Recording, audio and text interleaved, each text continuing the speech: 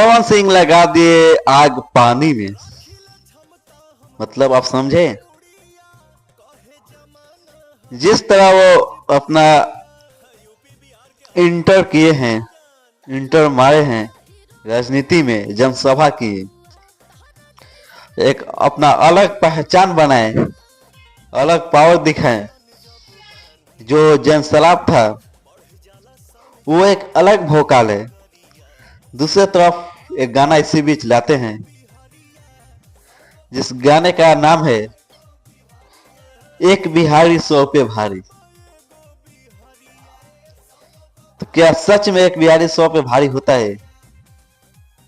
आप लोग कमेंट में जरूर बताइए। लेकिन ये गाना दम तो हल्का मचा रखा है, एक बिहारी 100 पे भारी जरूर होता है।